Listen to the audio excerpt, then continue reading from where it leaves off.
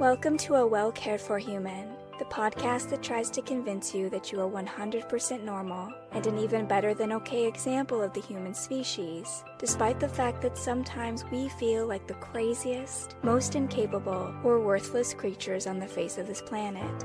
I'm Kory, an author, a creative, and the host of the show.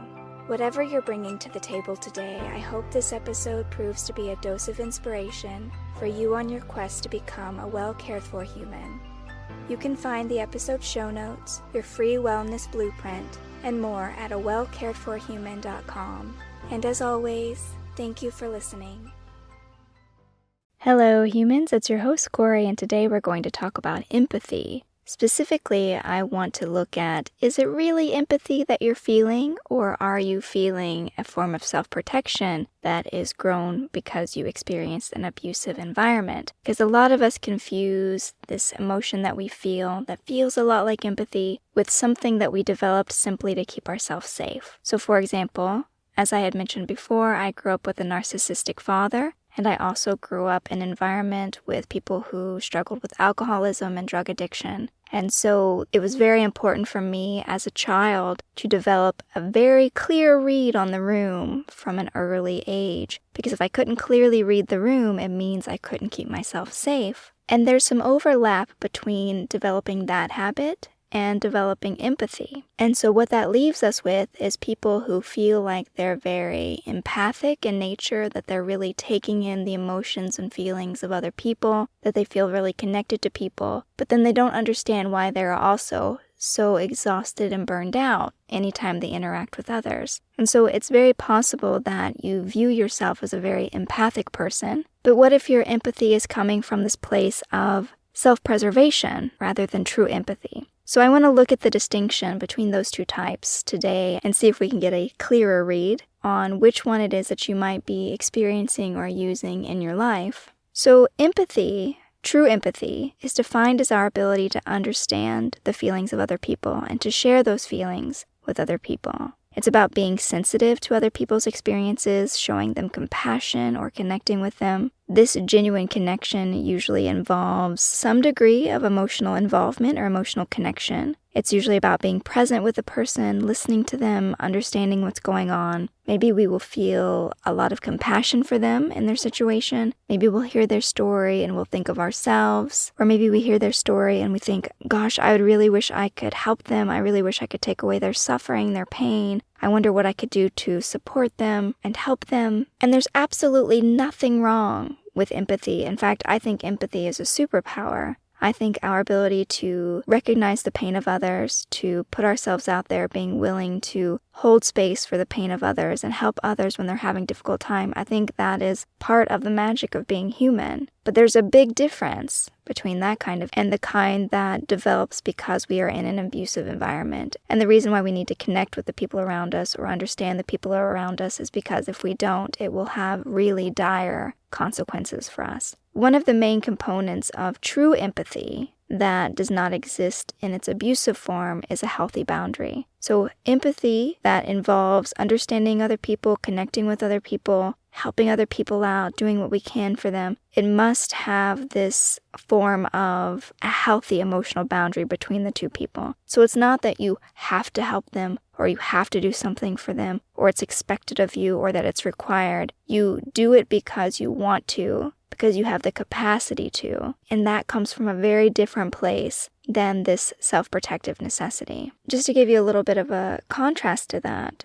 so empathy in an abusive environment, when the individuals around you, they are toxic or maybe they're narcissistic. So for example, my father who is a narcissist, there's a reason why, quote, empaths and narcissists go together. Maybe you've heard that in other discussions about narcissism, how narcissists tend to draw in empathic people. But the kind of empathic people that narcissists attract are the empaths who have developed empathy in an abusive environment. So again, it's very different than true empathy. It's more of this survival empathy in which you are without a healthy boundary. So it'd be very natural for you to do things like put someone else's needs before your own, prioritizing their well-being above your well-being, which is two things that narcissists absolutely love. If you've ever encountered one, if you've ever encountered someone with narcissistic personality disorder, or you just encountered a toxic person, they don't always have to have actually clinically diagnosed issues. They could just be a toxic person. If there's someone who expects you to cater to them above yourself, they're more concerned with their well-being than your well-being. They expect you to always be sensitive to their needs, to their wants. You need to do things for them before you can do things for yourself. A really banal and somewhat bizarre experience of this that I have is I still have this lingering feeling that I have to do everything that needs to be done that's expected of me before I can take care of myself. So an example of this would be if Kim, my wife, ran the dishwasher the night before, and I know she's going to want me to unload it because that's my chore. And I'm making my breakfast in the morning. I'm making my tea. I like to have tea every morning. Very boring, I know.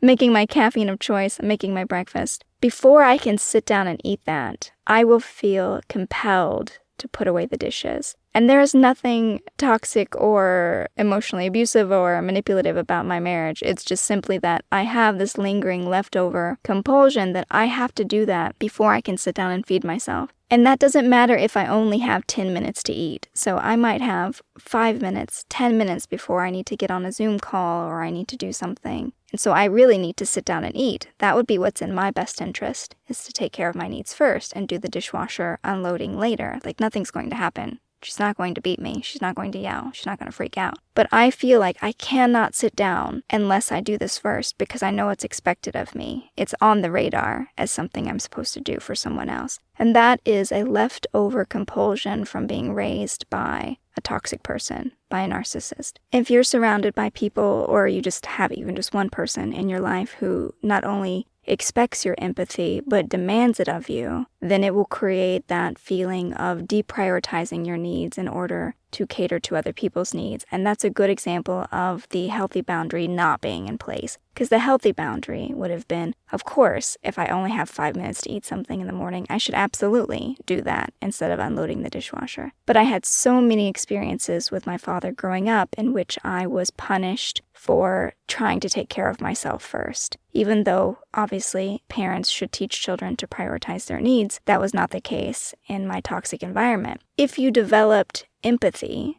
as most humans do, but you did it in this abusive environment, it's very possible that you developed your empathy without healthy boundaries. And that's what makes it unhealthy for you now in whatever life that you're living, because you're probably still deprioritizing your own needs in order to take care of other people. You're probably still feeling deeply for other people's plights, let's call them, other people's experiences, to the point where you feel emotionally drained. You give too much of yourself to the people around you who have needs because you don't know how to keep your needs a priority. So you will often undermine your own needs in order to care for other people. And again, this is me. I am not judging you. If you're hearing this and you're like, yeah, I might be someone who has empathy but also no boundaries because of my past experiences, either with a toxic relationship or unhealthy family dynamics. If you're hearing yourself in this, there is no judgment in my voice because that's also me. I'm bringing this to your attention because if you are someone who has a great deal of empathy but also no boundaries, you are going to continue to feel used and exhausted, even by good people, if you do not learn how to develop those healthy boundaries around your empathy. Because, for example, staying with the benign dishwashing, unloading example, I could then be very resentful that I had to unload the dishwasher, but she did not make me do that. She did not make me do that with my 5 minutes, right? That was my choice. Because that's what it looks like when you move from an unhealthy environment to a healthy one, which is where you're still doing all the unhealthy patterns from your past. But now you have healthy people around you who are like, I didn't tell you to do that. Why are you reacting that way? Because they don't understand that you have no boundaries around your empathy. You don't know how to keep your needs first and foremost in your mind. I don't even know how to keep my own needs first and foremost in my mind all of the time. It's something that I'm working on. But I just wanted to bring some awareness to this form of empathy because a lot of us, we are very loving and caring people. We are very empathic people, but we feel like it gets us into trouble. Like we put ourselves out there, we're the first to help someone, we're the first to give the shirt off our back to somebody, but then we feel very used, or maybe we feel manipulated, and like maybe this other person that we've done all this for, they don't really care about us. There's a lack of genuine connection, and it's hard to recognize why there there's this mixture of negative emotions, unless we can also recognize the presence or lack of a healthy boundary in that empathic connection. And again, don't beat yourself up if you do not have healthy boundaries around your empathy at this point in your life, or if it's something that you still struggle with, like me. The way I developed my empathy was a survival mechanism. In abusive environments, we develop this kind of empathy to keep ourselves safe. Being highly attuned to the erratic people around me, particularly to their emotions, is what kept me safe. So if I could recognize immediately that my dad was angry or in a bad mood, or I could recognize immediately that my mother was depressive or that she was emotionally unstable, the quicker I could recognize the emotions and the people around me, the safer I would be, the more time I would have to make adjustments or to protect myself or to get myself out of sight or to try to do something to shift that mood. So if you developed this empathy as a form of protecting yourself, don't beat yourself up about it. It was something that you had to do to survive your situation. We might also have confused messages around empathy if we were raised by abusive or toxic people. And so what I mean by that is there's this key element, particularly in narcissistic dynamics, of manipulation. So for example, my father was very good at seeming like he had empathy for me, or mimicking empathy because he knew what it should look like. And so he would present empathy in order to evoke that empathetic response in me. So he would pretend to be really nice about something, or he would say he was doing something for my own good, or he was feigning this understanding of me, or he was feigning this connection in order to maybe get a particular behavior out of me or get a particular emotional response, or to make me more emotionally dependent on him because I was a child. I mean, this is a given. Children are emotionally dependent on their parents. So he was capitalizing on and manipulating that aspect of our relationship. And so that can also convolute the idea that we have of empathy in our own minds if we see other people being, quote, empathetic, but then it's also mixed in with all this other, quote, bad stuff. Then we're like, well, what is empathy? Like, why is it so exhausting? Why is it so terrible? Maybe I shouldn't be so empathetic. But no, empathy is not the problem. It's the lack of boundaries. That's the problem. Empathy is great. Empathy allows us to feel loved and connected and part of this larger experience of humanity. But it's got to have boundaries in place. If there's no boundaries, there's no genuine connection. It's very difficult to have emotional connections with others, safe, loving connections, if you don't have your boundaries in place to make sure that it's truly equal between two people. Because when there's no equity, let's call it, in the relationship, when it's not between equals, when it's one person who is serving the emotional needs of the other person at the expense of themselves, what that person will feel is emotionally exhausted. They will feel absolutely used up by the people around them, burned out, helpless, like maybe they can't change their situation. And that's because, unlike true empathy, which also keeps your needs in the picture, it's not just about their needs, it's also about your needs in true empathy. If your needs are kept in the picture, then you won't experience that depletion. You won't experience that exhaustion because you're not being asked to throw yourself away in order to take care of another person's needs emotionally. So in order to have true empathy with other people, we have to keep prioritizing our own needs. We can't just throw ourselves away completely and make everyone else's needs the priority, do everything we can for other people, feel all of their feelings for them, be totally invested in the outcomes, and absolutely forget about ourselves, because we will experience more and more that exhaustion and that burnout, that helplessness, that overwhelm. The degree in which you throw yourself away, the degree in which you deprioritize your own needs for the sake of others, that will be the degree to which you feel exhausted and used and burned out and overwhelmed. So just think about that as you go forward. Keep your empathy alive. Your empathy is an amazing gift. It will allow you to experience so much joy and connection and love and happiness in this life. But just also make sure that you're not deprioritizing your needs for the needs of other people. Do what you can to have that healthy boundary in place so that you're still looking out for yourself, you're still loving yourself and taking care of yourself while you're there for the people in your life that you care about. And that's it for today, dear human. I hope you found this episode useful. And if you did and you'd like to let me know, or you would like to write into the show with your questions, you can email me at Kory@KoryMshrum.com or reach out to me through any of my social media. Otherwise, I will be back next week with a new episode of A Well Cared For Human, and until then, please take good care of you. This episode of A Well Cared For Human was written and produced by me, Kory Marie.